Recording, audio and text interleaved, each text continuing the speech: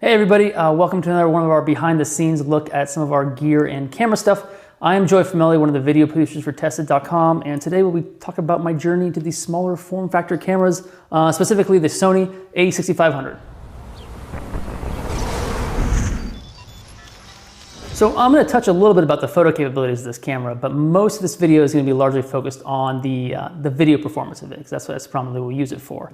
Let me back up a bit. I've always been like a larger camera operator. I've always used ENG style cameras or cinema cams, and I kind of missed that whole like DSLR movement that happened. I was shooting on larger Panasonics at first, and then moved over to like the Canon line, like C100, and then now like the Sony FS5, which is the younger brother to the Sony FS7. So mostly bigger cameras. And we went on the Arctic trip recently, last August, and I brought the Sony FS5. I brought some other gear, but my main camera was the Sony FS5. That's the one I traveled with, that I kept with me at all times, and like every stop I had that camera.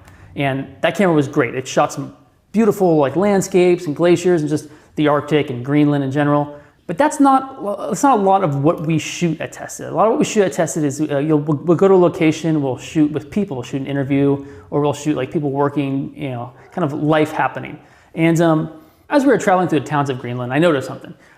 Here we are, a bunch of us just kind of got out on this town, all with cameras, and they were generally a little more shyer to us, and especially with me with this large camera. But a lot of our colleagues in the generator group, they all were shooting with Sony A7S IIs, A7Ss, and reviewing the footage when we got back, I was trying to get some kind of raw Greenland local life happening. And what happened with me was everyone kind of froze up or stiffened up or just kind of posed for the camera because, this large camera kind of in their face, and this person with it, they play for it or they avoid it. But a lot of the footage that the guys with the smaller cameras got were fantastic. It was just this organic, raw kind of life happening. And that got me thinking a lot lately about my presence as a camera operator and how my presence kind of informs the person on the other end of the camera, whether it be an interviewee or a subject, on how to act. And sometimes it can cause them to stiffen up or, just not act natural. And, it's something that I've always kind of, related. I've always dabbled in with lenses, with lens choices. I prefer zoomed lenses for interviews, mostly because, as opposed to primes, mostly because I can control my distance from the subject. So if I'm right up close to somebody shooting, an interview, and I can see them get nervous, get them clam up a little bit, I can back away and I can adjust the focal length and try to get them from back there and make myself a little more distance from them, make myself a little more invisible, and hopefully that will calm them down. It's kind of like one of the tricks that you eventually learn when you shoot a lot of interviews.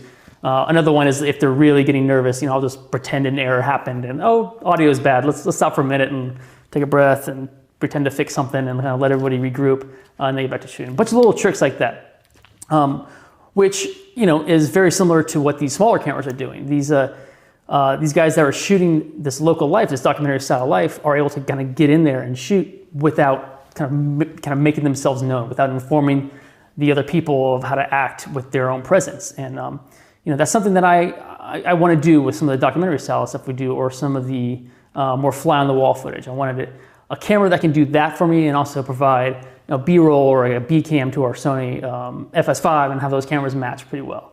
Now in the past we've had the Blackmagic Pocket cinema camera that can kind of do that. Now, the battery life isn't great, and there's quite a bit of work in post-production because it only shoots in that flat profile.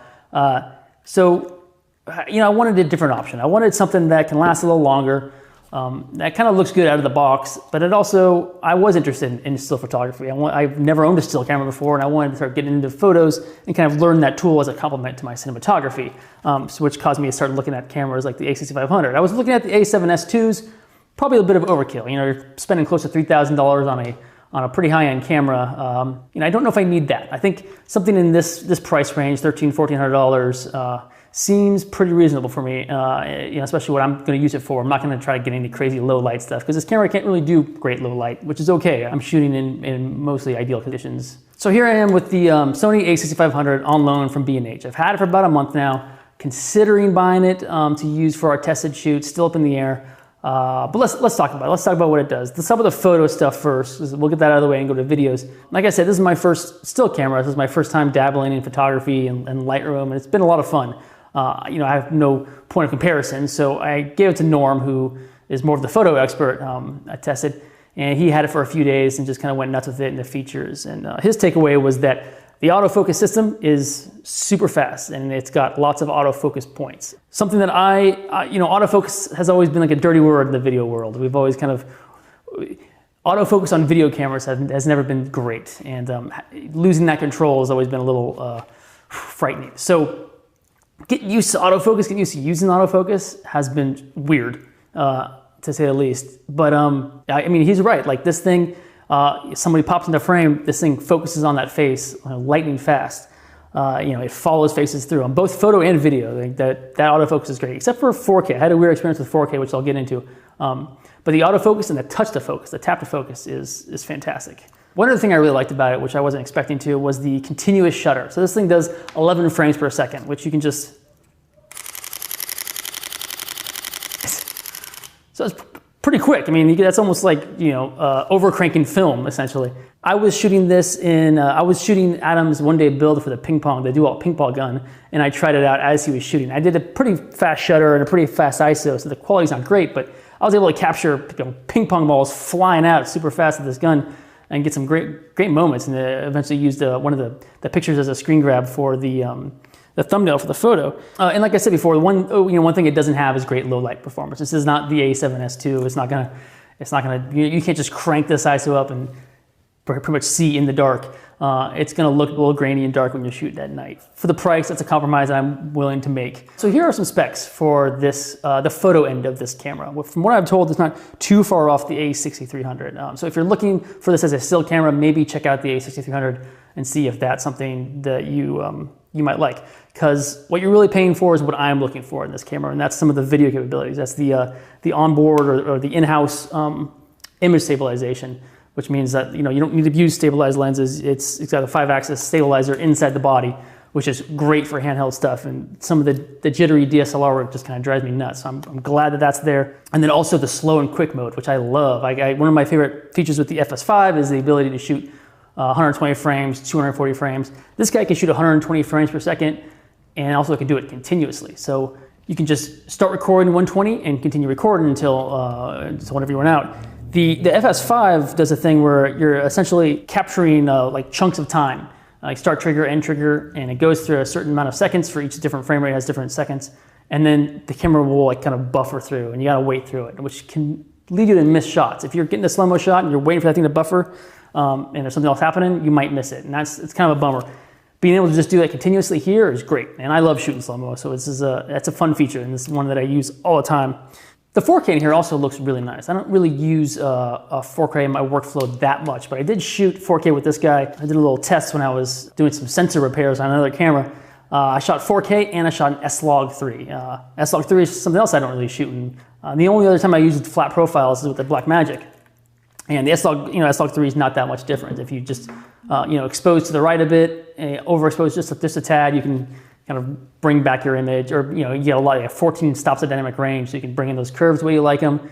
However, I probably wouldn't shoot S-Log3 all the time with this camera, only because the codec still is 8-bit 420. So when you're trying to really manipulate colors and color correct and grade it, that codec starts to fall apart. And if you got a lot of different shots that aren't ideal, and you're trying to do some pretty gnarly grades, things will happen. It'll kind of break apart.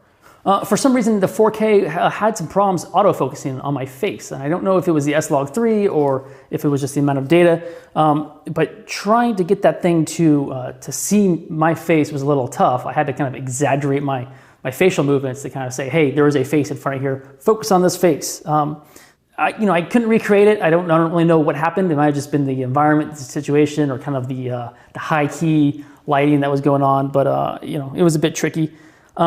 After about 20 minutes, the camera did just kind of auto shut down. It overheats, so it'll tell me like, hey, we're getting a little hot, shutting down. You can go into the menu and mess with that. You can like turn it off, or you can tell its threshold to be a little bit higher to allow more heat. It's up to you. I wouldn't do that. I wouldn't risk damaging the camera in any way. If it wants to shut down, let it shut down and cool off for a little bit. So after getting the footage and bringing it into Premiere and matching it with the Sony FS5, I've actually been really impressed with how well this can match up once you do a little bit of tweaking. You know, and the stabilization has been great. Like I've been shooting at like 70 mil most of the time, and usually you'll just get jittery video, but that 70 mil even looks pretty smooth from handheld. The one thing that is a bit weird is the LCD screen doesn't, you know, it's got that basically. You can tilt, you can kind of bring it, you know, bring it up. You can't tilt it around. So when I'm shooting these kind of videos, I got the Blackmagic Micro filming me, and I got a monitor here. But without that monitor, you know, it'd be nice just to be able to flip that screen around and see how I'm framing. You know, you can't do that. I pretty much have to shoot with this monitor all the time, which is not, you know, I don't see myself doing that a whole. Even if it did flip out, I don't see myself doing that a whole lot. But I can see this camera being aimed at like vloggers. You know, people who, like I said, it's a great travel camera. You take it around, and you know, a lot of vloggers like to point the camera back at themselves and shoot some bits. You know, you would kind of have to guess. You kind of have to guess where you're at, where you're framing, or you know, I'm sure eventually you would get comfortable knowing where the camera is pointed. But you know, it seems like there'd be a lot of deal breakers for vloggers because the form factor of this camera and like what it can do. There's a lot of great things that vloggers would look for. That LCD screen might be a deal breaker for a lot of them. So it's strange that Sony just didn't incorporate that. The way, like, you know, the GH5 coming out does. And that's another camera that I'm looking at, is that GH5. You know, it was announced, and the specs were announced right after I got this camera, and that camera seems like it is specifically designed for video people in that small form factor. So that's something that's kind of interesting to me. And then comparing these two and seeing which one I like. You know, there's a lot of things about that GH5 that look real appealing. You know, including that LCD screen that flips out, so that way I can give it to anybody. If anybody's going out on the road to shoot something, you know, solo, they can shoot something and grab coverage and, you know, be a little more discreet with their coverage. So I'm gonna send this camera back. I'm gonna keep it in mind. Might buy it, maybe not. I do like the photo capabilities of this, and the video stuff is great. But gotta weigh my options for what's best for me and what's best for the kind of the group here I tested. So thank you guys for watching this kind of rambling behind the scenes video on this camera. Let me know if there's anything else you're interested in the kind of production that happens back here. You know, I'll be doing more camera stuff and gear stuff, but you know, if you're interested in like, you know, software walkthroughs and like what we use, what we do, or even like media management and storage, which I get really excited about and a lot of other people do. But let me know and throw me any questions you have in the comments, and I'll do my best to answer them. Until next time, I will see you guys later. Bye.